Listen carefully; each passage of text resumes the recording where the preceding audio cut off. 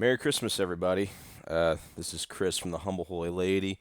Just dropping this trailer for what I'm going to do on Saturday, 1 p.m., which is a report on the Christmas that my contemplative prayer group's been having.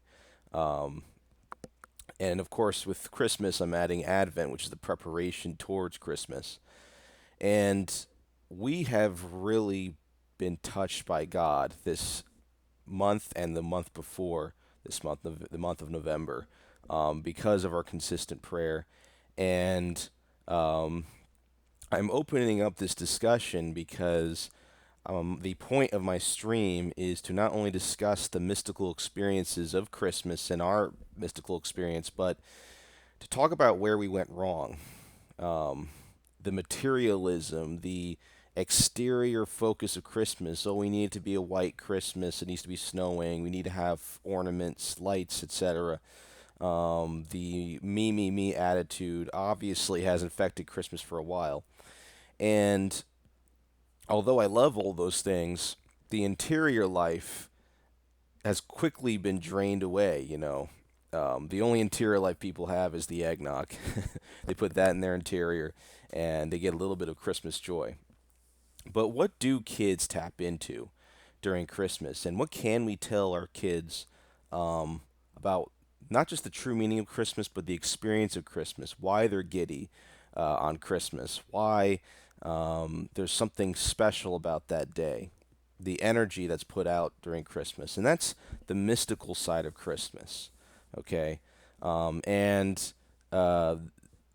unfortunately, because most of us are not children anymore, and because we become such materialists and skeptics and just anger management people, all kinds of emotional problems, we have completely lost our sense of the magical. We've completely lost our sense of the supernatural.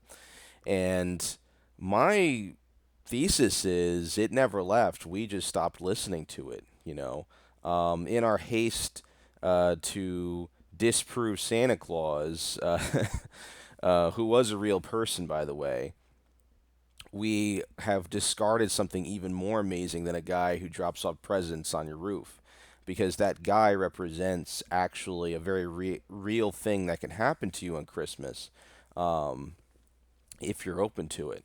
And I'm not talking about just being charitable with neighbors and oh ho ho ho, let's dress up for Santa, let's have a Christmas get together, because people come and go. Let's be real, the holidays are filled with drama. People are Grinches a lot of the time, and sometimes even Krampuses. um, and relying on creatures, relying on people for your joy is not a very smart move. And even being selfless to people, um, it's there's really not much to be gained from people that you want to help that don't want to be helped, right? And a lot of people stress themselves out over that topic. A lot of people stress themselves out um, over Christmas preparation. My point is a meditative Christmas, a Christmas where you stop and you become aware of the presence of God in the ritual of Christmas and find the core of Christmas, which is Christ's heart, but and all of the wonderful treasures of it. And that's what we've been doing, and that's why, come sleet, snow, rain, or a blizzard, we have been experiencing. This group of ours has been experiencing great depth of prayer and love, and it's only going to intensify since today is Christmas Eve. So this is a trailer to discuss the whole shebang. Everything leading up to Christmas, how Christmas went, my predictions for the New Year's, and what we can do to redeem our culture, to redeem the participatory culture, the spiritual, ritualistic culture of Christmas. And no, I do not mean Yule. I know that many northern pagan YouTubers and internet people want to bring back Yule. Um, I have a unique take on that. Some people want to throw away Christmas as pagan, which is a big mistake. And there's other people that want to say Christmas is pagan, so let's just go back to the paganism. These are both emotional, reactionary, ridiculous claims. They have no idea of how the church can take something that was made by a pagan culture and use it to the glory of God. That's always been the case. That's been the case since Christians used statues of Jesus and Mary. That was a Roman religious idea. That's been the case since um, you had the Greco-Roman philosophy. The church fathers use their understanding to explain the experience and the teachings and doctrines of God and of the Father and Jesus Christ. Okay, and it's just ridiculous logic. Like we're not supposed to use incense because other cultures of different religions can't use incense. It's one of the most common denominators in all of religious experience. Oh yeah, Christians worship the sun because the Eucharist looks like the sun, even though during that time there was an actual sun worshiping cult and the Christians denounced it. And even though the title Son of Justice, which is one of Jesus' titles, it has a very specific, important spiritual symbolism behind it. So we'll talk about the meaning of Christmas as well, and how there's more to Christmas than meets the eye in terms of intellectually what it's about. But I really want to hit on the experience of Christmas. All we have to do is stop talking over the presence, the calmness of Christmas, the joy of Christmas.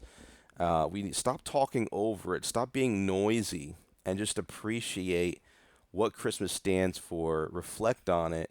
Reflect on the fact that the magical did come to earth. The mystical did come to earth. The miracles, the childlike spirit is a person. It is not just an extension of a put together scripted holiday. It's instead the holiday, the the ritual of the holiday is an extension of the Holy Spirit, of the eternal, and it's people being inspired by something supernatural and trying to show it through the material. And the material brings us into the supernatural. So if you want to have a great Christmas, if you're gonna miss out on this one and you just get washed ashore by the busyness and drama of a holiday, um, let's just say you don't see my video in time. I will be having a discussion 1 p.m. Saturday on bringing back the spiritual culture of the West. And if you do see this in time, I hope you have a Merry Christmas. God bless. I invite you to join our little humble group here in our prayers and reflect on what I've said and just consider it. Don't throw away that kid that was excited for Christmas inside somewhere. Take care, everyone.